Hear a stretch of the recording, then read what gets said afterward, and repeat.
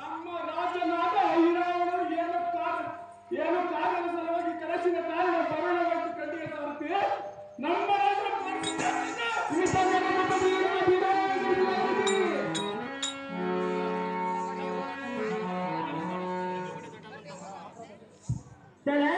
ಪಟ್ಟಿಪಂಡ ಚಟ್ಟಣ್ಣಂತಮ್ಮ ಅವರು ಮಗುವಿನ ಪಾತ್ರ ಮಾಡುವಂತರಿಗೆ 5,000 ಒಂದು ಬಹುಮಾನ ಪ್ರಕಾರ ಮಾಡುತ್ತಾರೆ.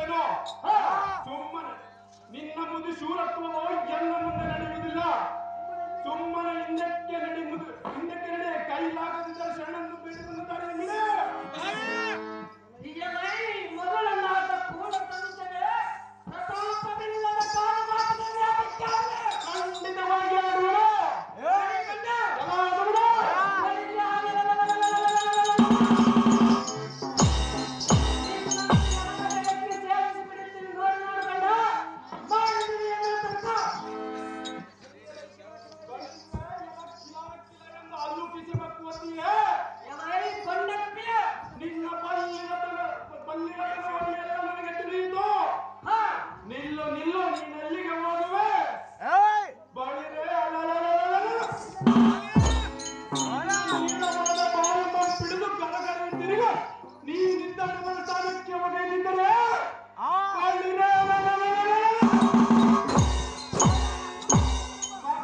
ನಮ್ಮ ಎಚ್ಚರಾಟಕ್ಕೆ ಮುದಿಕೋಟೆ ಬಂದಕ್ಕೆ ದುರ್ಗತೆ ಸುಮ್ಮನೆ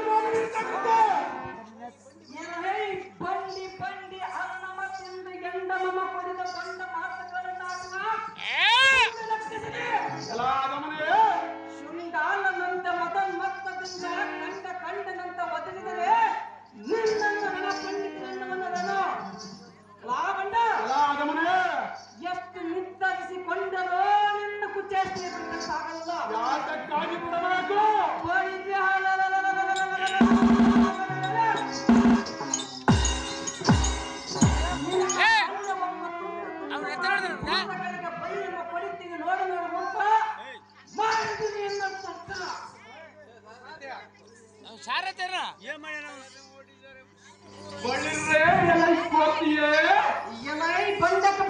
ಸ್ವಲ್ಪವಾದರೂ ಬಲವಿಲ್ಲದ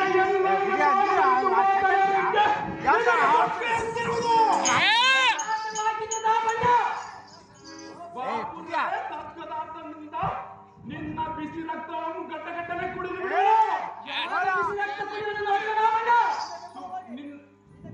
ನಿನ್ನ ಬೆಂಬಲವಾಗಿ ರಕ್ಕಸದಿಂದ ಮುಕ್ಕನನ್ನು ಬಂದರೆ ಲೆಕ್ಕಿಸದ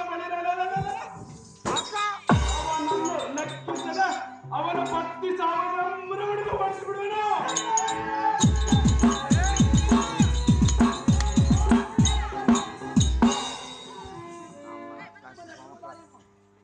ಸುಮ್ಮನೆ ಬಂದ ದಾರಿಯನ್ನು ಹಿಡಿದು ಹಿಂದಕ್ಕೆ ನಡೆ, ಇಲ್ಲವಾಯಿತ ಎನ್ನೊಡನೆ ಯುದ್ಧಕ್ಕೆ ಸನ್ನದ್ಧನಾಗು ಬಂದ. ಎಕ್ಕಳವಾದ ತನುಜನೆ ಒಂದು ಕ್ಷಣದಲ್ಲೇ ನಿನ್ನ ಶಕ್ತಿಯನ್ನು ಕೊಪ್ಪಿಸಿ ನೋಡಬೇಕನೆ.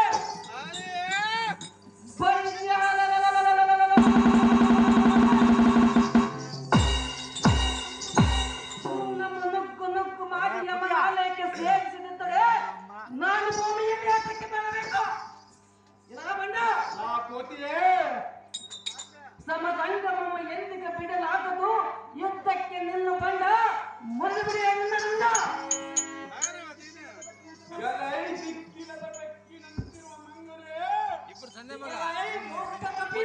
ಸಾಕಿದ ನಾಯಿಯಂತ ಯಾತಕ್ಕೆ ಬರುವೆ? ಕಾಳಗಕ್ಕೆ ಎದುರಾಗಿ ನಿಂತರೆ ನೀಳವಾದ ನಿನ್ನ ಬಿಸಿ ರಕ್ತವನ್ನು ಘಟಘಟನೆ ಯಾರು ಕುಡಿಯುವುದು ನೋಡೋಣ ಬಂಡ. ಜಾಗ್ರತೆಯಿಂದ ಯುದ್ಧಕ್ಕೆ ನಿಲ್ಲಲೇ ಮರ್ಕಟದ ರಕ್ಕಸನೆ ನಿನ್ನಗೆ ಯಮನ ಕರವ ಸಮೀಪಿಸಿದವನು. ಯಾರಿಗೆ ಸಮೀಪಿಸುವುದು ನಾನು ನೋಡುತ್ತೇನೆ. ಸಲ್ಲದ ಮಾತುಗಳನ್ನು ಆಡಿ ಯಾತಕ್ಕೆ ಪ್ರಾಣ ಕಳೆದುಕೊಳ್ಳುವೆ?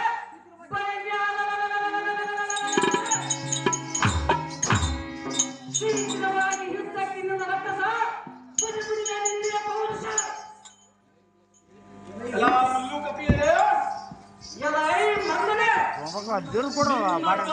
ತನದಿಂದ ಭುಜಬಲ ಸತ್ವವನ್ನು ನಿಲ್ಲಿಸಿನೆಂದು ಗರ್ವ ಬಿಡು. ಎಂದಿಗೂ ಬಿಡಲಾಗದ ಬಣ್ಣ ಎಲ್ಲ ಯುದ್ಧಕ್ಕೆ ಸನ್ನದ್ಧನಾಗು ಬಂಡ.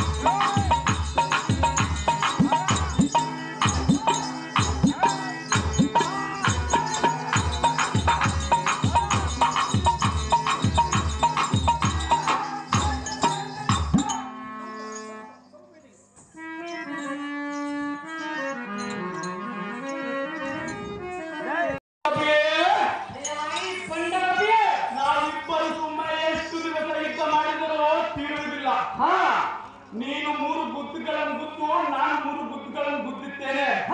ಎನ್ನ ಗುದ್ದಿನ ಏಟು ನೀನು ಅರಿಯ ಮಗನೇ.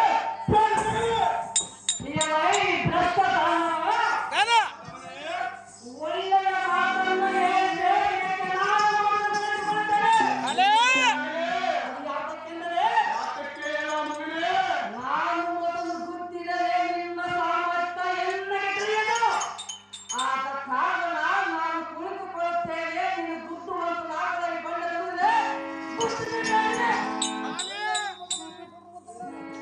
ಒಳ್ಳೆಯದು. ಮೊದಲು ನೀನು ಕೂಡುವಂತ ನಗರ ಮಗನೇ, ಮೊದಲು ನೀನು ಕುಳು ನನ್ನ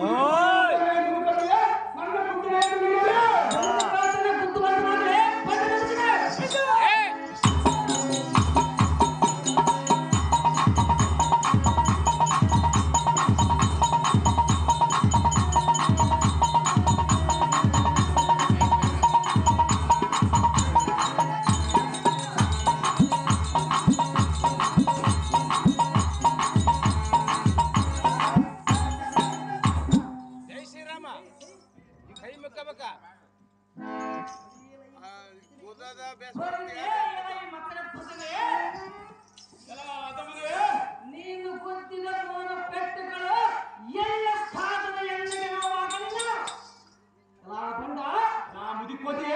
ನಿನ್ನಗೆ ಯಮನಗರವು ಸಮೀಪಕ್ಕೆ ಬಂದಂತ ಕಾಣುತ್ತದೆ. ಸಮೀಪಕ್ಕೆ ಬಂದಿರುವುದು ಆದ್ದರಿಂದ ನಿನ್ನ ಪರಾಕ್ರಮವೆಲ್ಲ ಹಾಳಾಗಿ ಹೋಯಿತು. ಬೇಗನೆ ಆಲೋಚನೆ ಮಾಡಿಕೊ.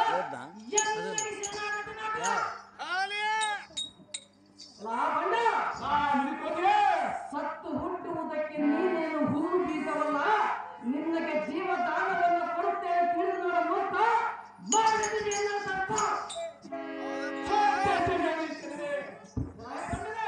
ಇಂಥ ಪರಾಕ್ರಮಿಗೆ ಇಂಥ ಮಾತನಾಡಿದೆ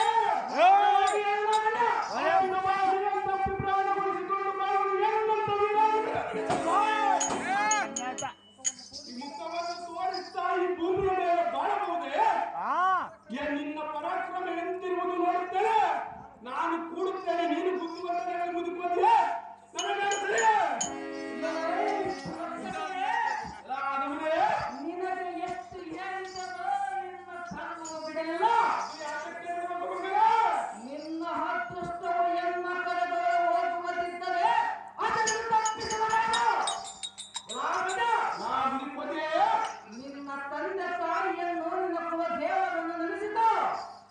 ಈ ವೇಳದಲ್ಲಿ ನಿನ್ನನ್ನು ಕಾಯುವ ವೀರಾದಿ ವೀರದ ನೆನೆಸಿಕೋ. ಅವರನ್ನು ಕಾಯುವುದನ್ನು ನೋಡದೆ ಯಾವನಾದರೂ ಬಂದರೆ ಬರಲಿ, ಭಾರತ ಹೋದರೆ ಹೋಗಲಿ.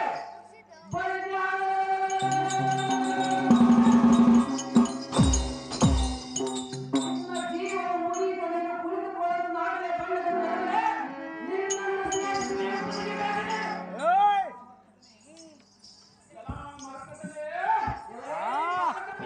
ಜಲಾಜಲದಲ್ಲಿ ನಾವೇನಾದರೂ ಯುದ್ಧ ಮಾಡುತ್ತಿದ್ದರೆ ತನ್ನ ತಾಯಿಯಾದ ಮಕರದೇವಿಯು ಕಾಲುಗಳಿದ್ದಳು ಅಥವಾ ಕಿಷ್ಕಿಂಧ ನಗರದಲ್ಲಿ ಯುದ್ಧ ಮಾಡುತ್ತಲಿದ್ದರೆ ಶ್ರೀರಾಮ ಭಕ್ತನಾದ ಆಂಜನೇಯನು ಕಾಣುತ್ತಲಿದ್ದನು.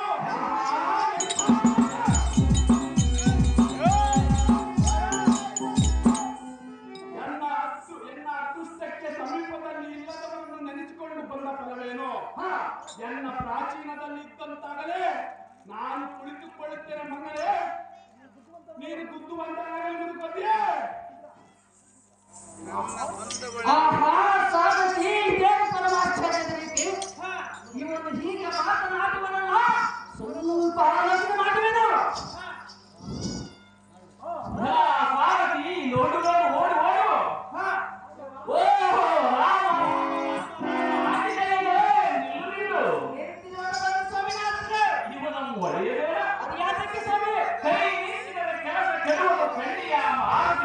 ಚತುರ್ವತಿ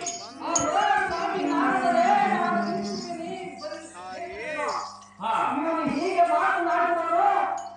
ಇವನು ಹೇಗೆ ಮಾತನಾಡುವಲ್ಲ. ನನ್ನ ಹಿತಕ್ಕಾಗಿ ಶ್ರೀರಾಮೇಶ್ವರನು ನಿಮ್ಮನ್ನು ಇಲ್ಲಿಗೆ ಬರಮಾಡಿಕೊಂಡಿರುವುದು. ಈ ವರ್ತಮಾನವನ್ನು ನಿಮಗೆ ತಿಳಿದಿದ್ದರೆ ಚೆನ್ನಾಗಿ ತಿಳಿಬೇಕಂದ್ರೆ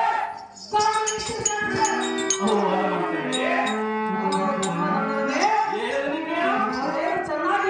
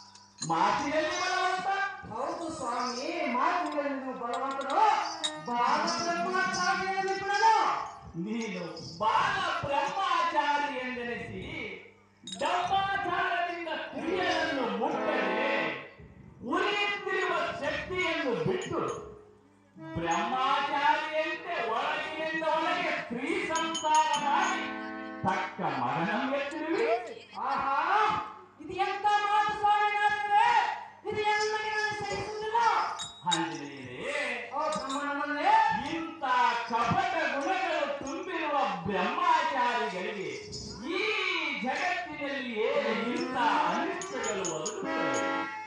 ಅವು ಆಂಜನೇಯರೇ, ಕಪಿಯೇ, ಈ ಹೊತ್ತಿಗೆ ನಿನ್ನ ಕಳ್ಳತನವೆಲ್ಲ ತಿಳಿದಂತಾಯಿತು ಮಾರುತಿ ಚಮತ್ಕೃತಿ.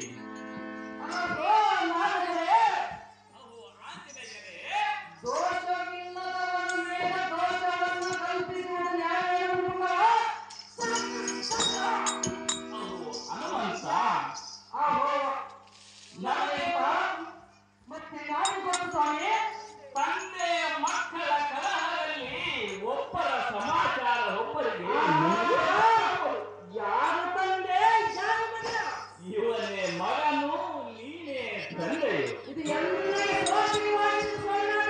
ನಾನೇನು ಹೇಳಿ ಮಾರುತಿ, ನಡೆಯಲಿ ಮುಂದಿನ ಸಂಗತಿ. ಆಹಾ, ಇದೇನು ಆಶ್ಚರ್ಯ! ಈ ಹನುಮಂತನ ಮಗನಾಗಿ ನೀವು ಹೇಗೆ ಹುಟ್ಟಿದ್ದು?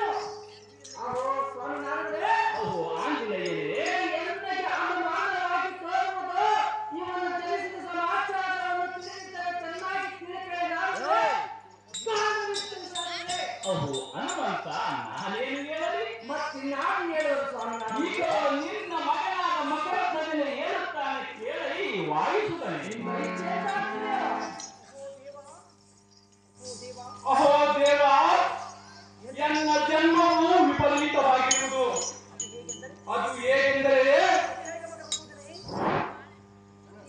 ಅದು ಹೇಗೆ ಗೊತ್ತಾಗ್ತದೆ? ಆಂಜನೇಯನು ಸಮುದ್ರದೊಳಗೆ ಕಾಲಿದ ಉಗುಳನ್ನು ಎನ್ನ ತಾಯಿ ಮಕರದೇವಿ ನುಂಗಲು, ಅದರಿಂದ ಸಂಪೂರ್ಣ ಗರ್ಭವತಿಯಾಗಿ ಎತ್ತಲು, ಅಲ್ಲಿಂದ ನಾನು ಪಾತಾಳ ಲೋಕಕ್ಕೆ ಒಡೆಯಾದ ಅಯ್ಯವ ಮರಿಯವರ ಕೈಯಲ್ಲಿ ತುಳಿಗೆ ಅವರಿಂದ ಪೋಷಿತನಾಗಿ ಸೇವಾಧಿಪತಿ ಪದವಿ ಪಡೆಯುವೆನು. ಇಷ್ಟೇ ಎನ್ನ ಜನ್ಮದ ವೃತ್ತಾಂತ ದೇವ. ಅದು ಹನುಮಂತನೇ, ನೀನು ನಿರ್ದೋಷಿಯೇ ಸರಿ. ಹೌದು ಸ್ವಾಮಿ, ನಾನು ನಿರ್ದೋಷಿಯೇ. ಇಲ್ಲಿಂದ ನೀವು ತಂದೆ ಮಕ್ಕಳು ಸುಖವಾಗಿ ಬಾಳಲಿ, ನಿಮಗೆ ಶುಭವಾಗಲಿ. ನಾರಾಯಣ ನಾರಾಯಣ ನಾರಾಯಣ. ಒಳ್ಳೆಯದು ಸ್ವಾಮಿ, ಸಂತೋಷದಿಂದ ಹೋಗಿ ಮಾತನಾಡಿ.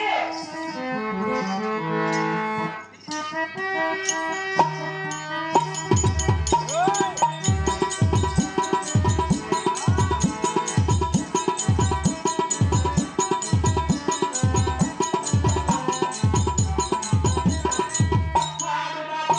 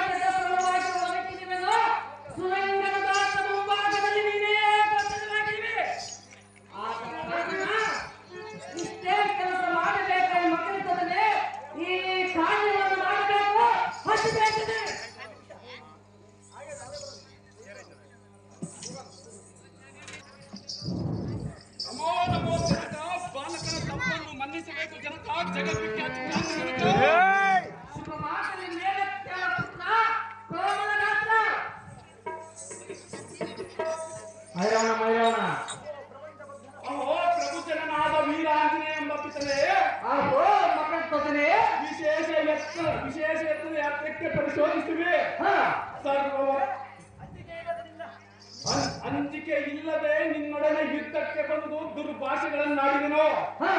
ದುರತರ ಮಾಲೆಯನ್ನ ಕಳೆದ ಮುಷ್ಟಿಯಿಂದ ನಿನ್ನನ್ನು ಬುದ್ಧಿದನು, ನಿನ್ನನ್ನು ಕಷ್ಟಪಡಿಸಿದನು. ಎನ್ನಂತ ಕ್ರೂರನು ಭೂಮಿಯ ಮೇಲೆ ಮತ್ತೆ ಯಾವದೂ ಇಲ್ಲ.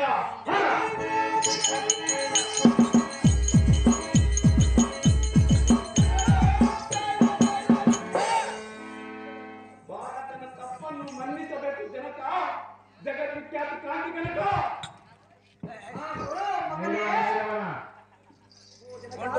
ಅಹೋ ಜನಕ, ಅಹೋ ಮಗನೇ, ನಿನ್ನಿಂದ ಜನಿಸಿ ನಿನಗೆ ತಪ್ಪು ಮಾಡಿದೆನು. ಆದರೆ ಪಿತನೇ ಮಗನ ಪಿತನ ತೊಡೆಯ ಮೇಲೆ ಮಗನು ಮನಸ್ಸು ಮಾಡಿದರೆ ಬಿಸಾಡುವರೆ ಅಂತ ತರಣಿಟ್ಟು ಪೊರೆ ರಾಮಭಕ್ತ. ಅಹೋ ಮಗನೇ, ಅಹೋ ಪಿತನೇ, ಇದರಲ್ಲಿ ನಿನ್ನ ದೇವ ಅಪರಾಧವನ್ನು ಮಾತನಾಡಿದೆ, ಇದರಲ್ಲಿ ತಪ್ಪೇ ಇದೆ. ಅಹೋ ಕುಮಾರ, ಅಹೋ ಜನಕ, ಪುತ್ರ ಪಿಚ್ಚ ಪರಾಜಯವು ಎಂಬಂತೆ ಮಗನಿಂದಾಗಲಿ ಶಿಷ್ಯನಿಂದಾಗಲಿ ಯುದ್ಧದಲ್ಲಿ ಅಥವಾ ಪರಾಕ್ರಮದಲ್ಲಿ ಸೋಲಿಸಲ್ಪಟ್ಟರೆ ಆತನು ಗುರುವಿನ ಅಥವಾ ತಂದೆಯ ಕೀರ್ತಿಯಂ ಜಗತ್ತೆಲ್ಲ ಬಾಲಕ. ಅಹೋ ಪಿತನೇ, ಈ ವಿಷಯದಲ್ಲಿ ಚಿಂತಿಸಬೇಕ, ಸ್ವಚಿತ್ತವಾಗಿ ಭಾಗವನ್ನು ಬಿಡುವಂತನಾಗೋ. ನಾನು ಈ ನಗರವನ್ನು ಪ್ರವೇಶಿಸಿ ರಾಮ ಲಕ್ಷ್ಮಣರನ್ನು ಹುಡುಕಿಕೊಂಡು ಬರುತ್ತಿರುವ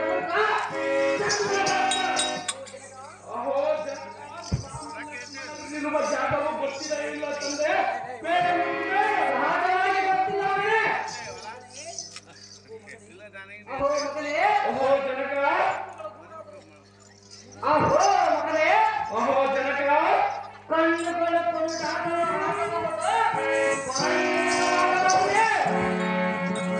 ಅಂತ ಘೋರವಾದ ಸಮುದ್ರವನ್ನು ಹಾಕಿ ಅಸಾಧ್ಯವಾದ ಲಂಕಾ ಪಟ್ಟಣವನ್ನು ಪ್ರವೇಶಿಸಿ ರಾವಣನ ಕತ್ತರಿಸುವ ಜಾತಿಯನ್ನು ಪರಿಶೋಧಿಸಿ ದುಷ್ಟ ರಾಜ ಅಕ್ಷಯ್ ಕುಮಾರ ಮೊದಲಾದ ರಾಕ್ಷಸರನ್ನು ನಿರ್ಮೂಲ ಮಾಡಿದ ಪರಾಕ್ರಮ ಇಂದಿಗೆ ಅನಿಸುವುದಿಲ್ಲ.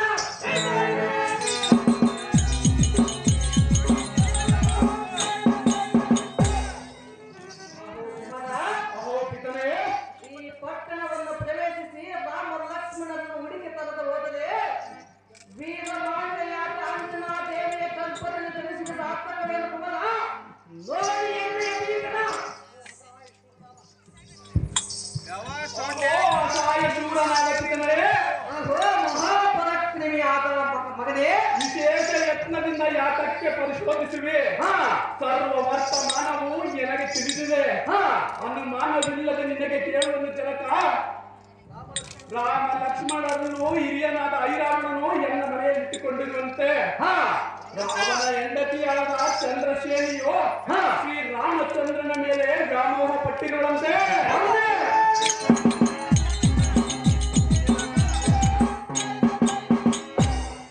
ಆದರೂ ಶ್ರೀ ರಾಮಚಂದ್ರನು ವ್ಯಾಮೋಹ ಪಡುವುದಕ್ಕೆ ಆಗುವುದಿಲ್ಲಂತೆ.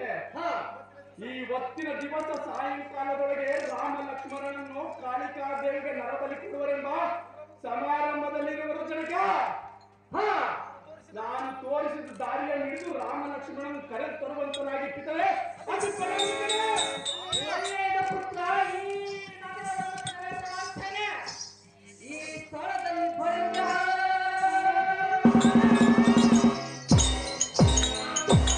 ಕುಣಿದಾಟವು ಬಹಳವಾಗಿದೆ.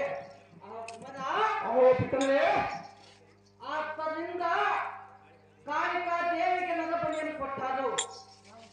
ನಾನು ಸೂಕ್ಷ್ಮವಾದ ರೂಪವನ್ನು ಧರಿಸಿ ಅವರ ಕಣ್ಣಿಗೆ ಕಾಣದಂತೆ ಎನ್ನ ಸ್ವಾಮಿ ಕಾರ್ಯಕ್ಕೋಸ್ಕರ ಕಾಳಿಕಾ ದೇವಿಯ ಸ್ತೋತ್ರವನ್ನು ಮಾಡಿ ಹೊಲವನ್ನು ಬೆಳೆದ ಪುತ್ರ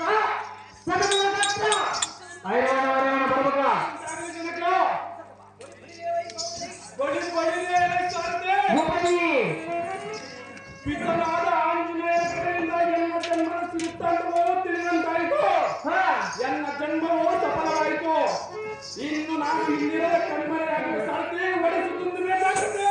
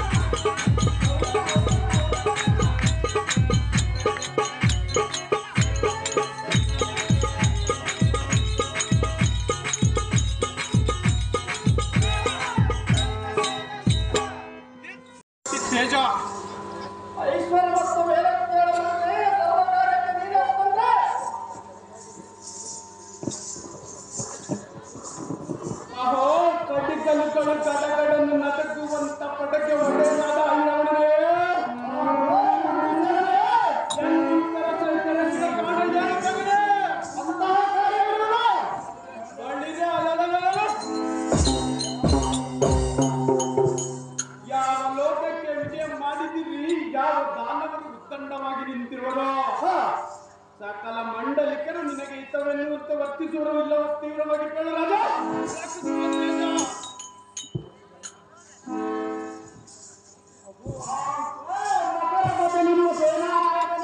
ರಾಜಶೇಖರನೇ ಕಾಳಿಕ ದೇವಿಗೆ ನರಬಲಿ ಕೊಡುವುದಾಗಿ ಬಳಿರಿ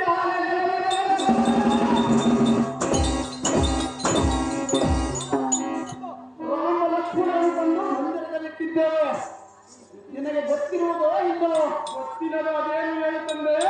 ಆದರೆ ನಾವು ತೋಡಿದ ಸುರಂಗ ಮಾರ್ಗವಾಗಿ ಇಲ್ಲಿಗೆ ಯಾರಾದರೂ ಬಂದಾರೋ ಅದಕ್ಕಾಗಿ ನಿನ್ನ ಕಾವಲಿ ನೇಮಿಸಿದ್ದೇನೆ. ಅಹೋ ಮಂತ್ರಸೇನೆ, ಅಹೋ ರಾಜಶೇಖರನೇ, ಇದಕ್ಕೆ ತಕ್ಕ ಕಟ್ಟಳೆ ಮಾಡಿ ಕಾದುಕೊಂಡಿರಬೇಕು ಮಕರಮುಖ.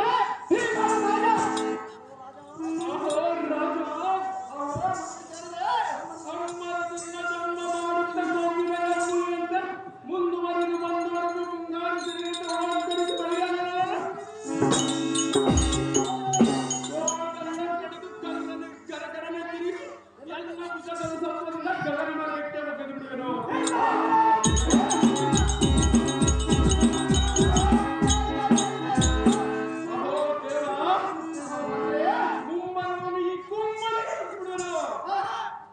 ಕಾಳಿ ಮುಂತಾದ ಭಯಂಕರ ಯುದ್ಧದ ರಭಸಗಳಿಂದಲೂ ವೈರಿಗಳ ಎದೆ ಎನ್ನುವಂತೆ ಯುದ್ಧ ಮಾಡುತ್ತೇನೆ. ಮುಂದಕ್ಕಿತ್ತ ಕಾಲು ಹಿಂದಕ್ಕೆ ಇಡಲಾರನು. ಜಾಗ್ರತೆಯಿಂದ ಅಪ್ಪಣೆಯನ್ನು ಕೊಡಿದರೆ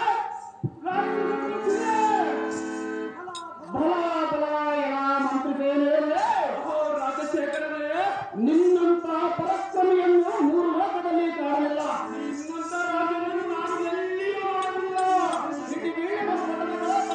ಸುರಂಗ ಮಾರ್ಗದಲ್ಲಿದೆ. ನಿನ್ನ ಅಪ್ಪಣೆಯಂತಾಗಲಿ ರಾಜಶೇಖರನೇ.